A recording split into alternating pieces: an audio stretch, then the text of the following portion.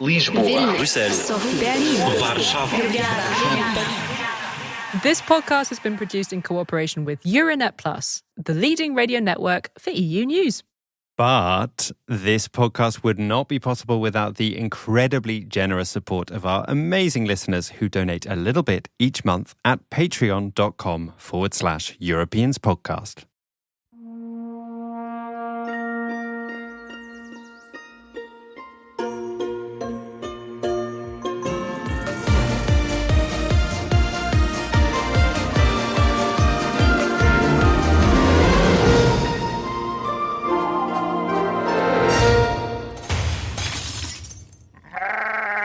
Hello and welcome to The Europeans. I'm Dominic Kramer in Amsterdam, here with Katie Lee in Paris. We're here to talk to you about Europe's politics, Europe's culture, and this week, for reasons that will soon become clear, Europe's potatoes.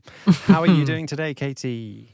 I'm good. Kobu's update, or Qbuzz as I was calling it. Anyway, that app, what you can play music on that isn't Spotify, finally downloaded it. Holy shit, songs sound so good on it. I love it. It's really worth leaving Spotify for and paying that extra euro or two. I'm glad I've made another Kobu's evangelist out of you. There's so many of them now as well. We've had quite a few messages, I think, from listeners saying, I switched to Kobu's because of Dominic. So Kobu's, we're doing free advertising over here for you. Get in touch. Yeah, they're still not sponsoring us. What's going on?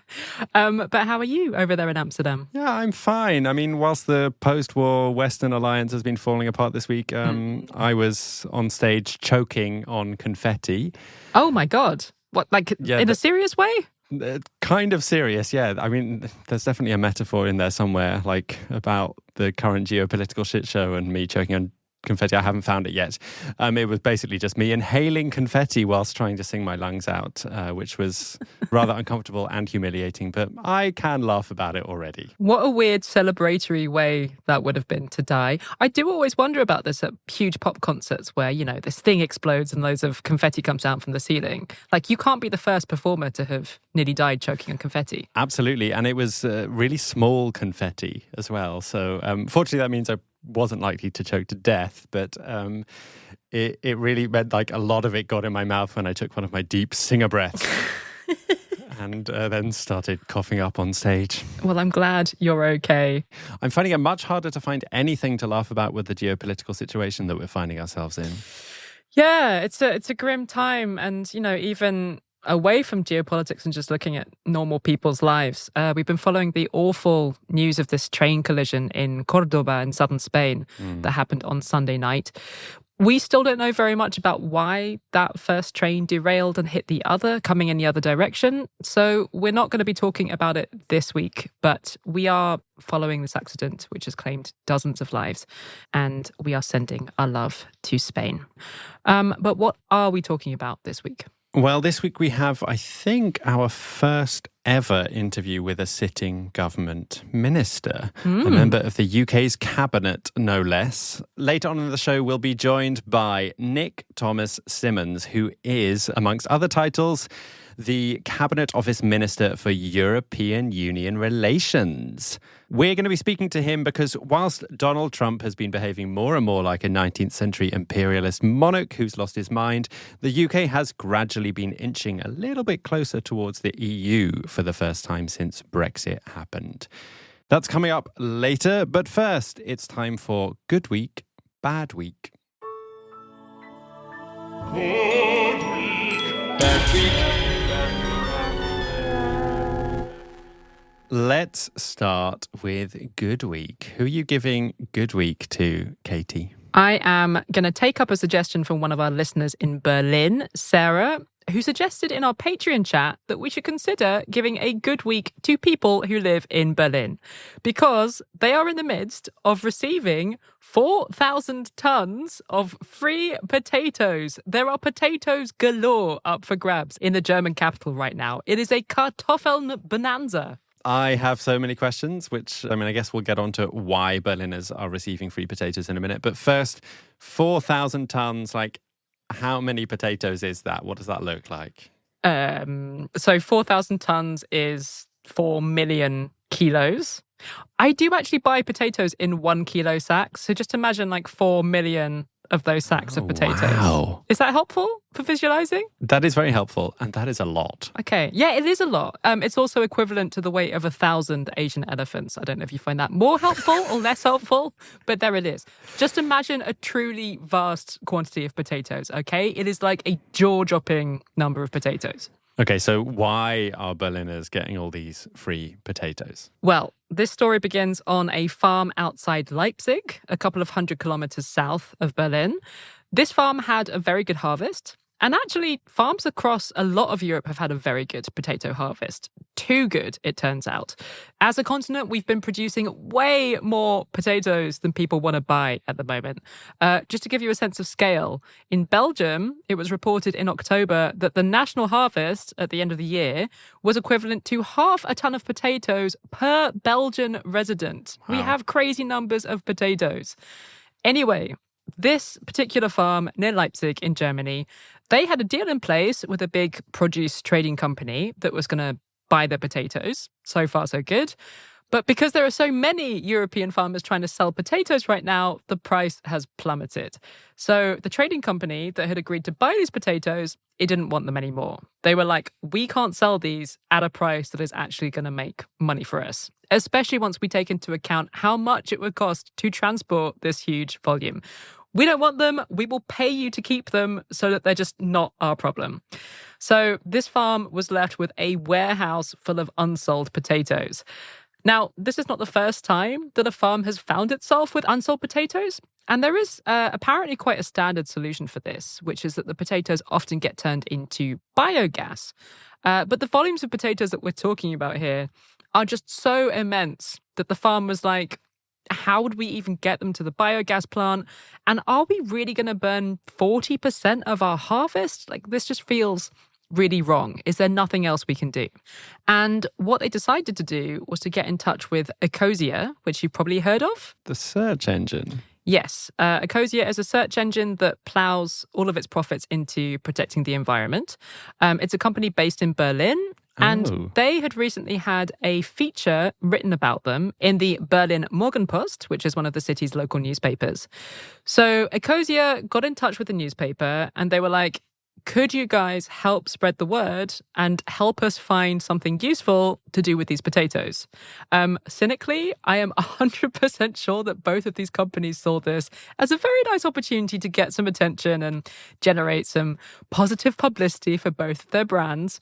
But I'm going to roll with it because I hate seeing wasted potatoes. So yeah, it is being dubbed the Great Potato Rescue Operation.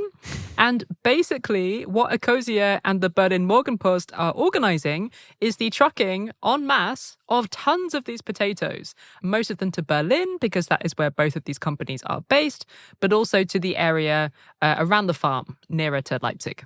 So how exactly are they going to distribute all these potatoes in an orderly fashion? Like, presumably they're not just dumping them all in a big pile in the middle of Berlin somewhere. Yeah, that would not be a good idea. There'd probably be a potato-based riot. So a load of the potatoes have gone directly to Berlin's main food bank, 22 tons of them for distribution from there. But otherwise, what the campaigners have done, and it's quite clever, is that they have decentralized the potato distribution. So if you are a business or an organization in Berlin with a bit of space, you can sign up to receive a ton of potatoes. And you really do have to take a ton because they come in these massive bags. Like you can't take half a ton and you definitely can't take half a kilo. And then these businesses and organizations have been handing out the potatoes to basically whoever wants them. According to our listener, Sarah, people have been snapping these potatoes up incredibly quickly wherever they've arrived. So if you live in Berlin, you can go to 4000tonnen.de, 4,000 tons in German. And there is a map on the website of potato collection points around Berlin, along with the day that the potatoes are due to arrive there. So you can, head to your nearest collection point and pick up a bunch of free potatoes and make a nice, like a nice leek and potato soup or something wintry. And do they think they're going to be able to distribute all these 4,000 tons of potatoes? Well, no. So the organisers have been quite upfront about the limits of what they're going to be able to do. Last week, they managed to distribute 42 tons of potatoes. Not bad. This week, about 132 tonnes are being distributed, which is pretty amazing.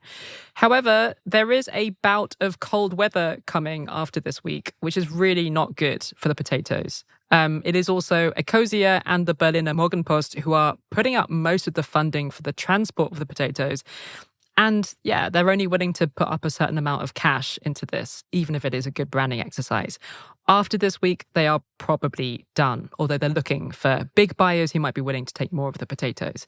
But they almost definitely won't get anywhere close to redistributing 4,000 tonnes. And I assume that a lot of the rest will indeed probably get turned into biofuel. But it's cool that they've managed to give people even a fraction of this. You know, it's still a huge amount of free food that we're talking about. And of course, it's especially great that so much of it will have gone to the food bank and to Berliners who really struggle to buy enough food every week. Having said that, I do want to acknowledge that there has been some criticism of this initiative. It does feel like a kind of feel-good story about people power and preventing food waste, and it is. But there has been some quite sharp criticism from other German farmers. One farmer who gave an interview to the Taz newspaper, he said that this was essentially a marketing gimmick that is going to hurt other farmers. He pointed out that 4,000 tonnes is equivalent to the annual output in a normal year of a dozen farms, and that giving away these volumes will create disruptions in the market because, you know, people aren't going to need to go buy potatoes for a while. He said it was particularly a shame that people in Berlin who might ordinarily buy potatoes grown more locally or organically are instead going to be eating all of these industrial potatoes grown 200 kilometers away. The farm that they come from, I should say, it is actually gradually switching over to being organic, but these potatoes aren't organic. I don't know. I hear this farmer, but in the end, it's not actually 4,000 tonnes of potatoes that are going to be given away and eaten. So this farmer will probably end up seeing his favoured solution become a reality, which is that the bulk of them will end up going to a biogas plant. Yeah, it is one of those like uplifting stories that also does feel a bit depressing that when so many people are starving in the world that like there's all this food here. Yeah. Why can't it get to the people that really need it? And I hope some of it is getting to some of the people that need it. But yeah, it also kind of reminds me of those images of these huge butter mountains that they had back in the day because of the way that European farming policy worked. Or wasn't that something? Is that a thing? Have I made it up? No, that was a thing, yeah. The butter mountains were a quite infamous result of EU policy starting back in the 70s. Basically, after the war, we were struggling across Europe to produce enough food, which is how the Common Agricultural Policy was born in the early 60s. And what it meant at the beginning was that our governments promised to pay a certain minimum price to farmers for producing certain foodstuffs to give them an incentive to produce more. Now, usually what happens when the supply of a thing goes up is that the price goes down because there's more of it available for the people who want it. But with these minimum prices kicking in, it was like, oh, okay, if we have the comfort of knowing that we're definitely going to be able to get a certain price, even if there is loads of this stuff available, then sure, let's produce more milk or grain or whatever it is. This initially produced the desired effect, which was more food being available. But by the late 70s, it had led to way more of certain foods being produced than there was actually a demand for. So our governments, and then later the EU, would buy all of this surplus stuff to help the farmers out. And then they would have to store it for ages. Like we literally saw governments having to figure out what to do with these insane quantities of milk. Like, can we turn it into powder? Can we turn it into cheese? The same thing happened to wine. Loads of perfectly good French wine has been turned over the years into industrial alcohol at the cost of hundreds of millions of euros of EU taxpayer. What is industrial alcohol? So like ethanol, basically. You might want to use it for industrial products, cleaning products, antiseptic. Oh, yeah, of course. Quite a lot of different things. So yeah, quite a lot of that has come from our wine. Anyway, there have been many, many reforms to the Common Agricultural Policy since those huge surpluses back in the 70s and 80s. We've tried different things like putting quotas in, and we have moved away in general from guaranteeing farmers specific prices to just giving them subsidies, like giving them cash. And that has reduced this overproduction issue. over the years as we have tinkered with our farming policy. But, the wine thing was still going on in the mid-noughties. And actually, even during COVID, fun fact, there was again a serious oversupply of French wine, and quite a lot of it got turned into hand sanitizer. No way. Mm-hmm. Suffice to say, we have been tinkering with how to intervene in the agriculture market for decades in Europe. And it is still a massive work in progress. It is incredibly difficult. We're trying to do different things. We're trying to make sure that European farmers can survive in an increasingly hostile environment. We're trying to protect the land. We're trying to keep prices affordable for all of us who eat. We're trying to make sure that we can still feed ourselves as a continent if World War III breaks out. So many different things. So yes, we still do intervene aggressively in the agriculture market. And you're always going to find free marketeers complaining that we shouldn't do this and it distorts the market and it's incredibly expensive for taxpayers. What I will say is that in the case of this huge sea of potatoes at the farm outside Leipzig, and in many other cases as well, oversupply does happen often for reasons that don't have much at all with the way that we've intervened in the market. Right now, we have a lot of potatoes in Europe because the weather has been really favourable for growing potatoes. So the farmers are getting lower prices for it. And the big buyers who buy vegetables en masse and sell them to wholesalers and supermarkets, they don't want to buy all of these vegetables.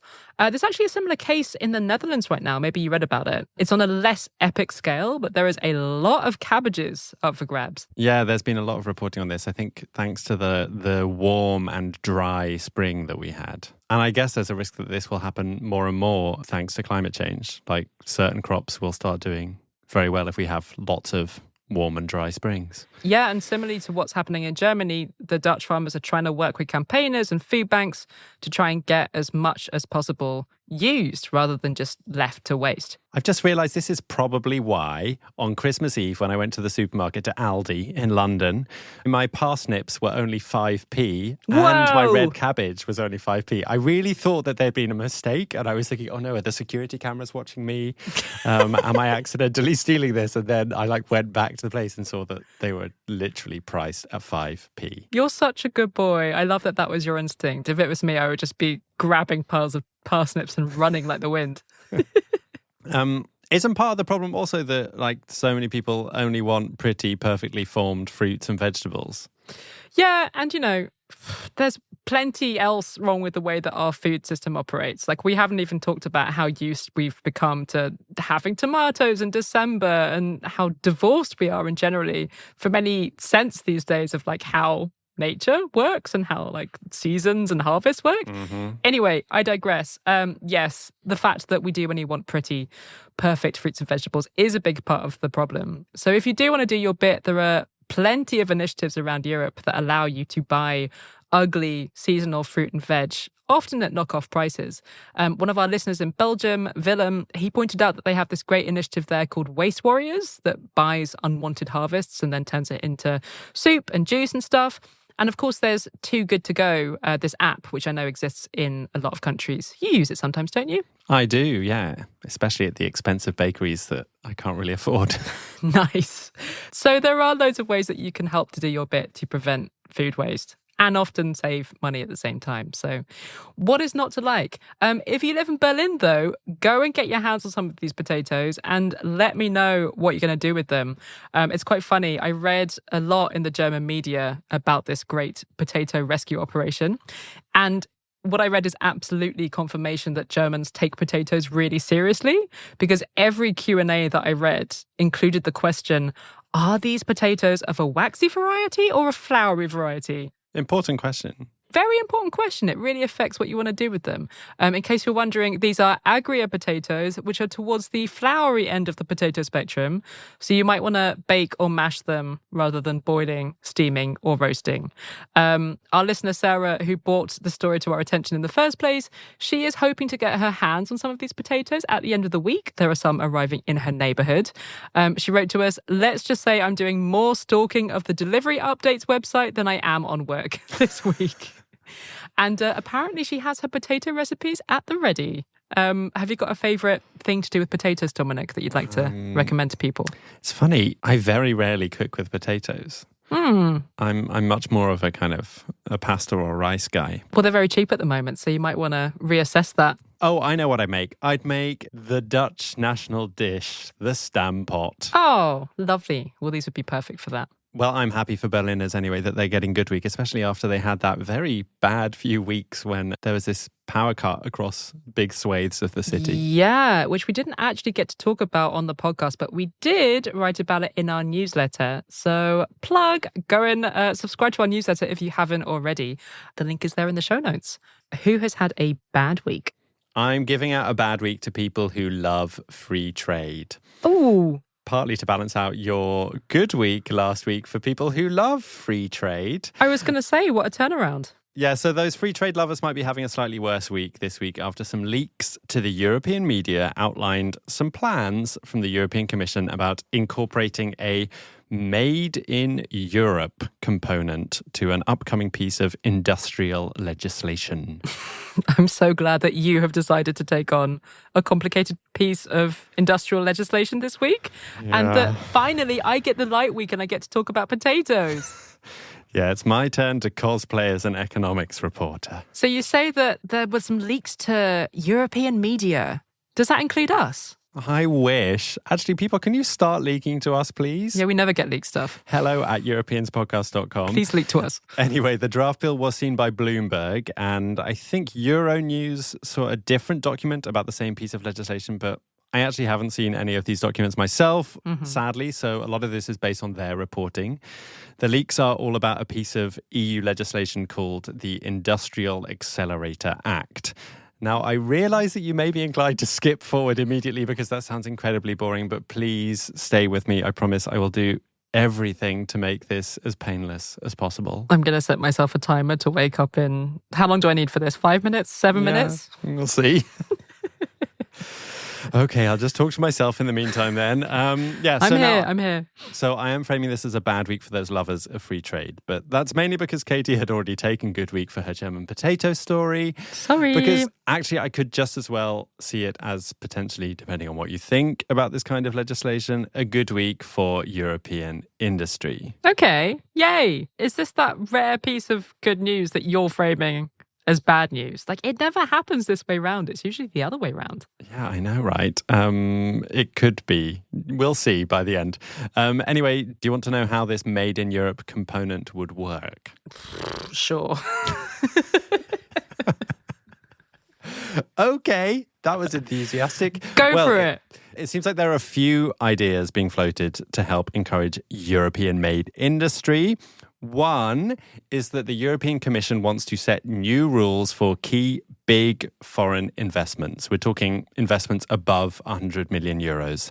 Foreign companies making those kind of investments would be expected to hire a certain share of local European workers. They would be required to share technology. This is key. I'll come back to it in a bit. And to set up joint ventures with European firms. Then there are some rules that they're suggesting around public procurement processes. In normal speak, that basically means how governments and public bodies buy things or hand out contracts.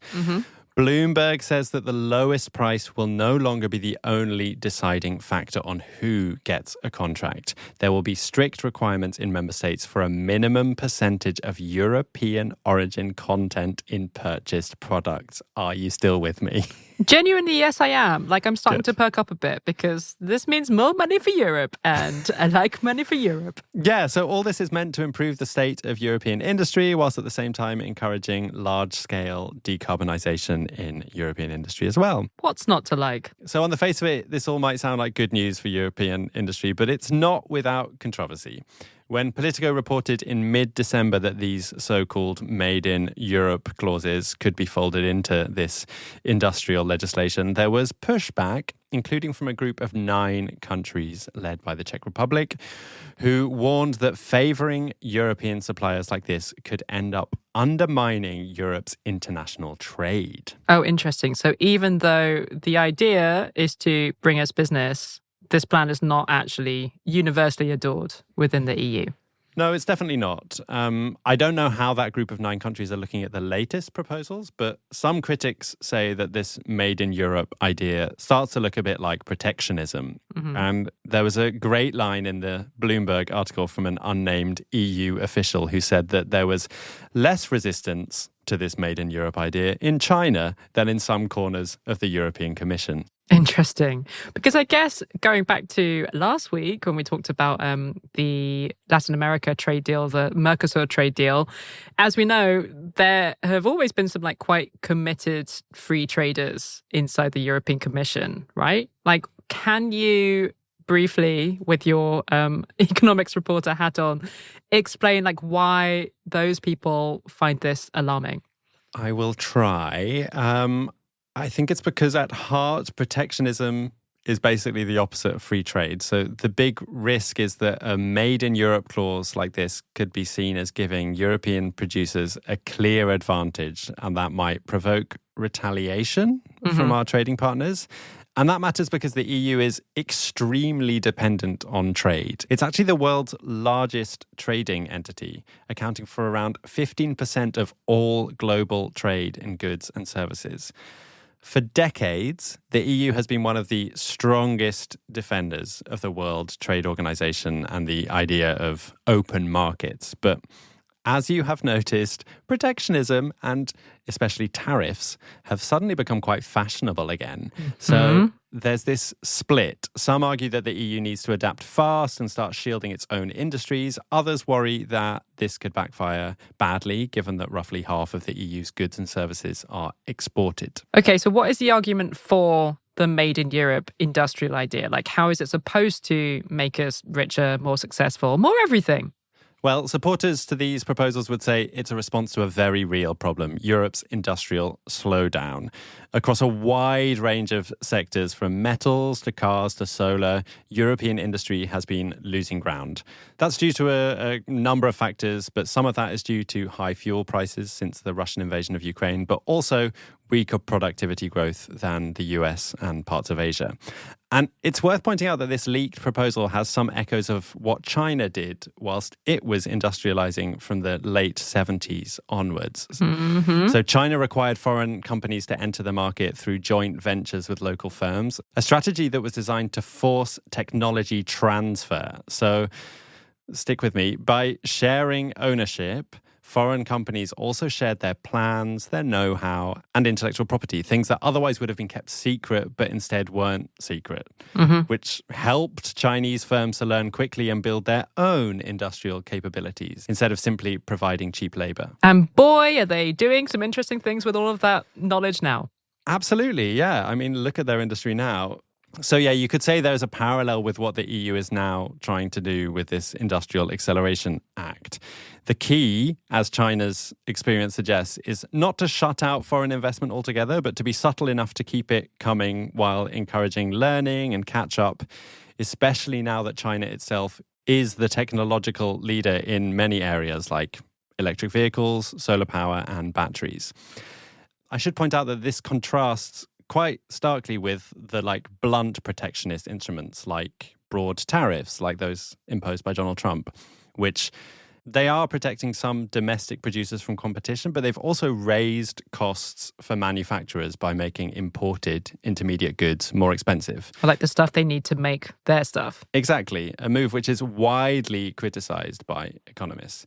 So a more targeted, technology transfer-focused approach of the sort the EU appears to be aiming for may therefore attract more sympathy than Trump's across-the-board protectionism. It is perhaps a bit ironic that the EU seemed to be, at least to some extent, imitating something that China did decades ago. Didn't our friends at 21st Europe, this think tank that we interviewed last year, they dream up big ideas for Europe. Didn't they have a Made in Europe idea as one of their big ideas?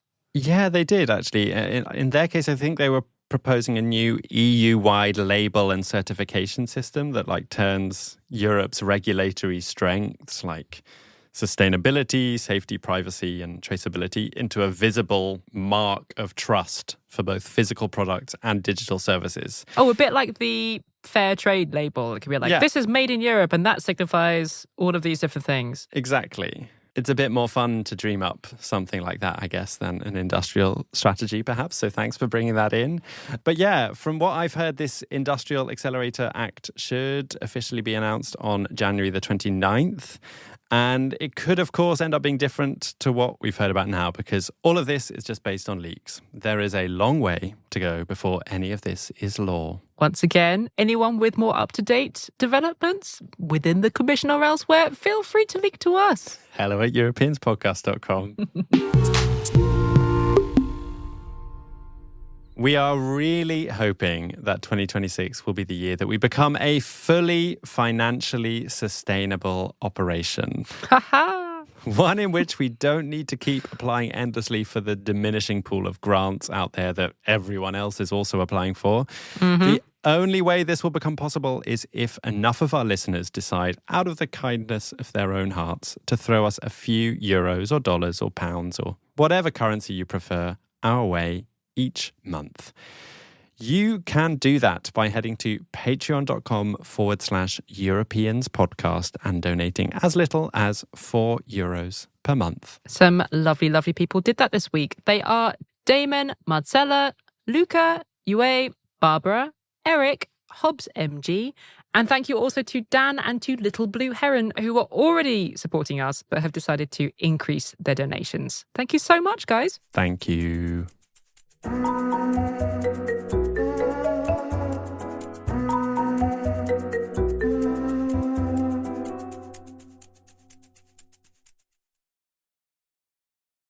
We sometimes get feedback that we don't talk enough about the United Kingdom on this podcast. Like, we just kind of pretend that there's a big gap in the sea between, like, France and Iceland. I think it's probably just because we're a bit self-conscious about talking about British politics, because obviously Dominic and I both sound British. And indeed, we are British citizens, along with you being German, of course, and me being a French citizen. It's true. So we feel a bit guilty if there's an episode of The Europeans where literally every voice you hear has a British accent and we're talking about the UK. Like, it doesn't feel very pan-European. Anyway, it is a New Year's resolution of mine to talk a little bit more about our home country on this podcast from time to time when something big or something weird happens. Because the UK is a European country too, of course, even if it is no longer in the European Union. It is part of the European family. And while we've been avoiding talking about the UK on this podcast, some quite interesting stuff has actually been happening in terms of Britain's relationship with the EU. Keir Starmer's new-ish Labour government has been pursuing what it is calling a reset with the European Union. So no plans to rejoin the EU, but very much trying to move past the super combative relationship that the former Conservative government often had with the EU. What does that mean in practice? Well, it means a few things. For one thing, the UK is currently trying to negotiate a deal to reduce the insane volume of paperwork now needed to export food between the UK and the EU. For another, they're trying to get the UK integrated back into the main European electricity market, which will hopefully make electricity bills a bit cheaper for Brits. And at the end of last year, you might have seen the news that the UK is rejoining the Erasmus scheme, which is being widely celebrated by people who want to do student exchanges and many others. What else this reset actually means remains to be seen. And some critics of the UK's Labour government are sceptical that this is going to bring anything meaningful beyond just talking a little bit more kindly about the people on the other side of the English Channel.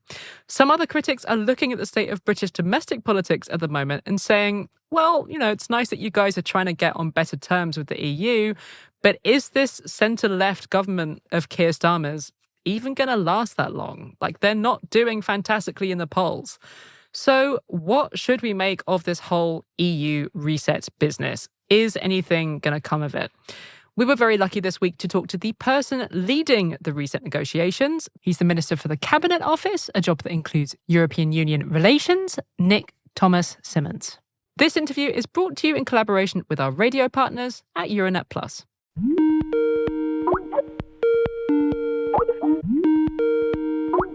Nick Thomas Simmons, thank you for joining us today on The Europeans. Absolute pleasure. I'd like to start by talking a bit about the British economy, which I think it's fair to say has struggled in recent years with weak growth and productivity compared to many of its peers. To what extent do you think Brexit has contributed to these difficulties? We've never hid from the fact that we had a very tough economic inheritance. I think we inherited a situation where you're absolutely right. There had been significant long-term issues with productivity. We had public services on their knees and a real sense going around the country, as I was in 2024, that things just didn't work anymore. And I think you're absolutely right to highlight the previous government's handling of Brexit, and particularly the trade and cooperation agreement that we inherited. And then we got that mandate to improve the relationship in the 2024 general election. We said we wouldn't rejoin the single market or customs union or go back to freedom of movement. But we did set out that we would be building that closer relationship. And I have to say, I've been extremely pleased with progress, a very close, constructive relationship with my EU counterpart, Maroš Šefčovič. And indeed, across Europe, the reset is visible in terms of that much more positive relationship. Only last week, I was in Paris for a very productive discussion with my counterpart there, Benjamin Haddad, discussing a range of issues in the UK-EU reset, including security and energy that, in my view, are absolutely critical, both the EU and the UK. You've talked about now being the time for ruthless pragmatism when it comes to UK-EU relations. What does ruthless actually mean here? I mean, being ruthless implies, to me at least, that someone's going to feel some pain as a result of this strategy. Who exactly do you envisage as feeling that pain? It certainly isn't designed to produce pain. What it's designed to do is to produce material advantages for people. But the reason I used that phrase is because I'm somebody who, over the 11 years I've been a member of Parliament, has been right through the different aspects of the Brexit debate. And for too long, I saw it as one that was being dominated by ideology over what was in people's interests. So that's why I use the term ruthless pragmatism, moving away from that to an absolute focus and decisiveness about what is the best outcome for people on either side of the channel that isn't related to some preconceived ideological idea. And that's exactly the approach I've taken that delivered the common understanding back in May of last year, and that delivered just before Christmas, which I'm very proud of, which is the reaccession of the United Kingdom to Erasmus+, which I think will produce benefits for thousands of people, both here in the United Kingdom, but across Europe as well. But also the opening of talks on electricity trading, which is going to be critical both for energy security and one of the tools we can use to bear down on energy prices too. Things like the Erasmus thing coming back are nice. You're not going to see that much opposition to it. But when people hear talk of a reset in UK-EU relations, some are sceptical that that is going to amount to anything more than warm words and a handful of nice symbolic things, such as cooperation on, indeed, student exchanges. What would you say to somebody who thinks that this reset is deliberately modest because you're worried about getting domestic political backlash from voters who were pro-Brexit? So the only thing I would just challenge slightly in your question is that Erasmus Plus isn't only a student exchange program. It's often understood that way, but it is far more than that. It's also about vocational exchanges, sports exchanges. There is a real breadth and range to Erasmus+. But to your central point, again, I would challenge the idea that this is simply a modest reset. The food and drink agreement is going to be worth billions of pounds to the economy, but also the emissions trading system linkage, which will have that exemption from the carbon border adjustment mechanism, which will mean British businesses will be able to save hundreds of millions of pounds in carbon taxes they would otherwise have had to pay. My challenge to anyone who wants to argue against the work I'm doing is that do they really want to take away additional sharing, additional tools that make people in this country safer, Do they want to take away the security and defence partnership at this critical moment in international politics? And do they want to say to businesses up and down the country, you are going to have to pay these costs again?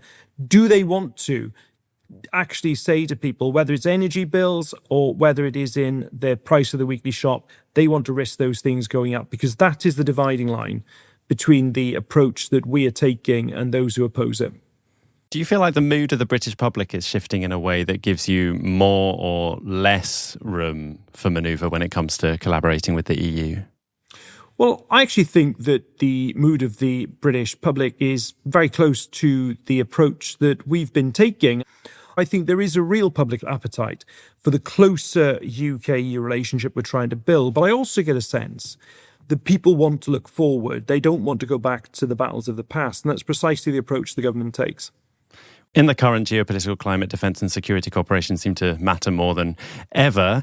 Do you think the UK should be seeking a more structured role in EU defence initiatives, or do you see NATO as the primary framework, even as one NATO member is threatening another NATO member?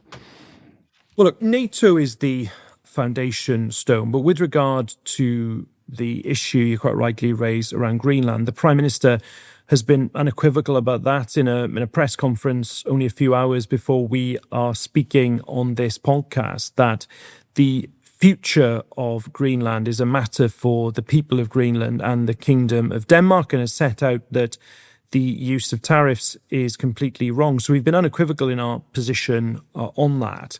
But in terms of the broader point about European security, security is in Europe a continent-wide challenge. Whether you are an EU member state or whether you are not, that challenge exists for us. And it exists for us because of Putin's illegal invasion of Ukraine back in February 2022. We have a return. I never thought necessarily I would see it in my lifetime of a return to land war in Europe. And again, the coalition of the willing is hugely important. Whether you see the E3, Germany, France and the United Kingdom, or indeed the wider diplomatic work that the Prime Minister conducts on behalf of the United Kingdom, you don't need to take my word for it that there's been a reset. You only need to see the close cooperation between them and the relationship, the warm, constructive relationship that exists between the Prime Minister and other European leaders to see that in action. We have listeners all over Europe, and they're very interested in what's happening at home in the UK, as well as the UK's place in Europe and the wider world. You are widely seen as one of Keir Starmer's closest political allies.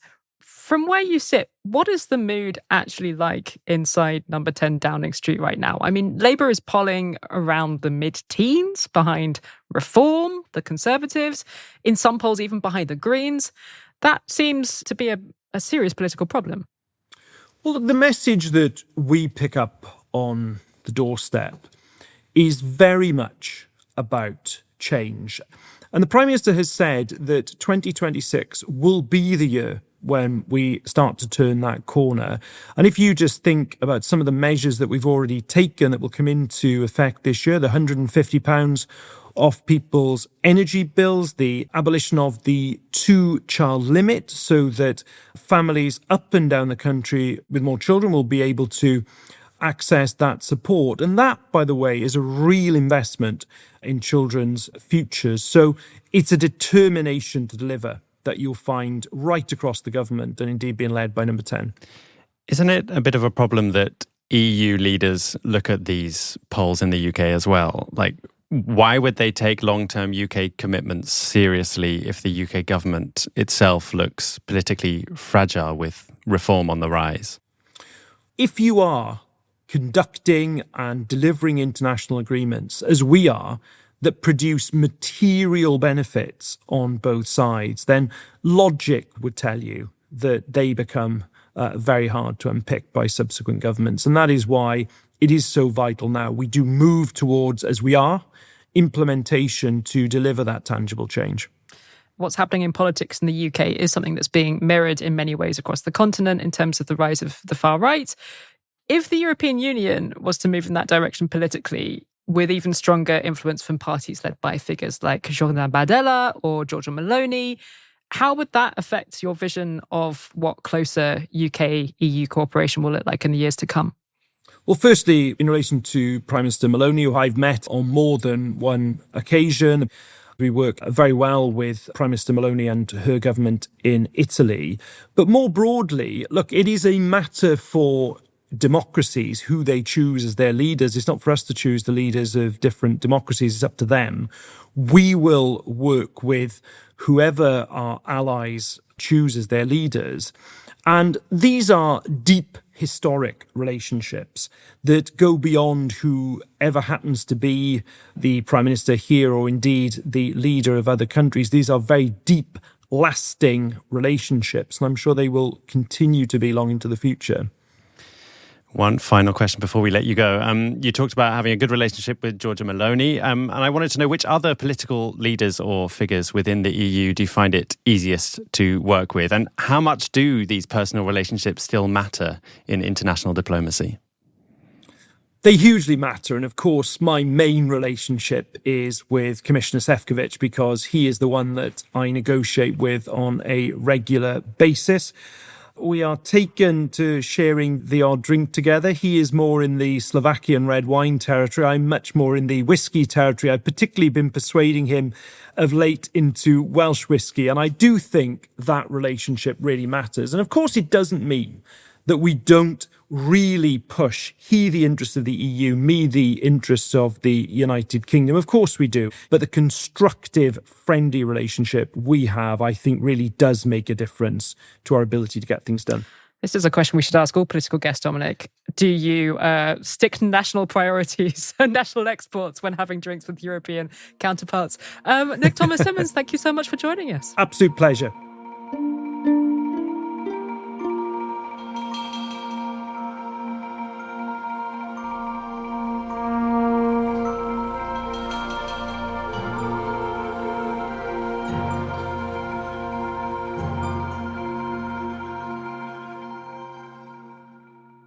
One of the things I found most interesting and telling about that interview is the fact that the minister actually wanted to speak to us. Yeah, interesting, right? Like, it does really suggest to me that the UK has like an explicit strategy for outreach towards the continent. I mean, can you imagine a previous Europe minister over the last 10 years being sent onto our podcast?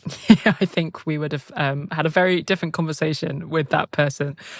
People who've only started listening to the Europeans quite recently, they probably don't realise that for a long time we had an almost total ban on even mentioning Brexit because we were just so sick of hearing about it in the British media. It just took up all of the oxygen. So I'm glad that that's one very small way in which politics has become slightly less exhausting over the past couple of years, even if it's become more exhausting in basically every other way. It's true. Yay! Silver linings. But yeah, I am very intrigued to see if meaningful things come of this reset. It'd be nice to have some concrete, boring things to celebrate coming out of dull negotiations, wouldn't it? It sure would. And I think we can agree that an electricity market is a boring thing. More boring agreements, please.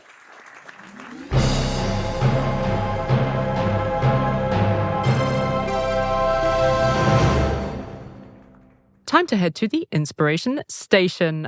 What have you been enjoying, Dominic? Well, firstly, I saw the Northern Lights for the first time last night out of my bedroom Did you? window. What, from Amsterdam? You could see them? Yeah, isn't that amazing? That's so I have this cool. app which tells me when you might see it, and it was like going mad. I got a notification. Wow. Aurora notifier. Anyway, it worked, and I saw these amazing, beautiful green stripes across the sky. So cool. Does that count as European culture? Yeah, I'm not sure it's a recommendation. It's like, be somewhere where you can see cool stuff out the window. Anyway, I do have a more conventional thing to bring into the Inspiration Station. It was the European Film Awards this past weekend, the 38th edition. And I have to be honest, I've never really noticed this award ceremony happening. No. But this year, the organisers did something quite clever. They moved the ceremony from December, when it usually is, to January so that the awards would get more attention, because we're currently in the midst of that busy time of the so-called awards season, which culminates in the Oscars this year in mid-March. And the idea was that placing this often overlooked European film ceremony between the Golden Globes and the Oscars might shine more light on the ceremony and give a bit of momentum to some of the European films that could be in contention at the Oscars. Ah, clever. They apparently also employed a stellar social media team because my Instagram was full of acceptance speeches from those awards the day after, which has never been the case before.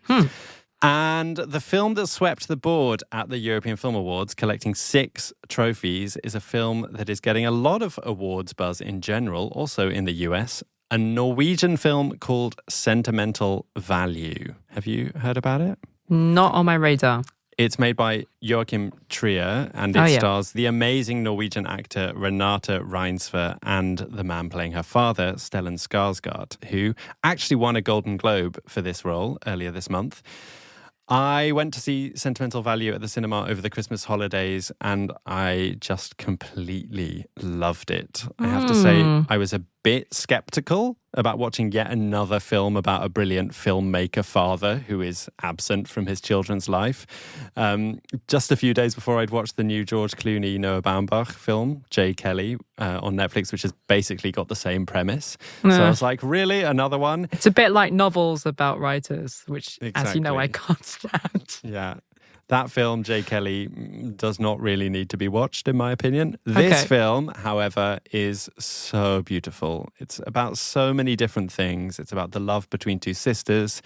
It's about intergenerational trauma, the power of theatre and film, the importance of a home. It's so good. Go and watch it.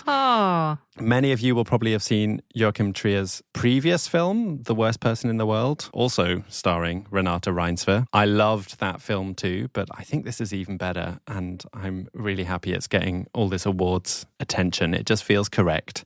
So go watch Sentimental Value, and I also recommend you go and watch Joachim Trier's acceptance speech at the European Film Awards. It's gone a bit viral. I'll put a link to it in the show notes. In it, he makes a moving case for freedom of expression, freedom of the arts, and the power of the arts to counteract polarization. What have you been enjoying, Katie? I am going to borrow a recommendation from one of our listeners this week. Johanna's recommended a recent piece of writing in the Paris Review, and it is a review of 13 types of bottled water written by the Spanish/Argentinian filmmaker Amalia Ullman. Apart from being a successful filmmaker, Amalia is also, I have now learned, a trained water sommelier. Do you know what a water sommelier is? Well, I mean, I can guess. Someone who tastes water. Exactly. It's like a wine expert, but for water. Very much like how a wine sommelier can taste a wine and be like, oh, yes, this is a Bordeaux from 2023 or whatever. A water sommelier is trained to appreciate the different mineral notes that one water might have compared to another. Anyway, the Spanish filmmaker Amalia Ullman is a trained water sommelier. She got her accreditation at this very fancy water school in Germany. And she has written this rather delightful piece that is half travelogue and half water review. It's about her going to the annual meeting of the Water Sommelier Union, which held its latest meeting in the Czech Republic. So it is sort of a travel diary of this trip. But it's also reviewing all of the water that she drinks along the way. And it's very deadpan and funny.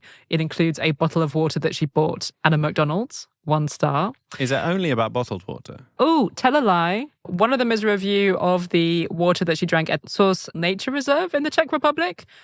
She also gave that a 1-star rating. She said it smelled like rotten eggs and tasted of period blood. Yum, yum. Oh. I really want to go and read this, but I also find it a bit ethically questionable to have water sommeliers, considering we should be drinking tap water if we can, because of the environmental impact. Funnily enough, I actually work with somebody who is a water sommelier in her secret life that is not teaching at university, and she loves Parisian tap water. Ah, there you go. So, Johannes, thank you for sharing this. I know that you didn't share it as an offering for the Inspiration Station per se, merely as a piece of writing that other appreciators of all things deadpan might enjoy in our Patreon chat. But I thought it deserved a wider audience, so I will put a link to it in the show notes.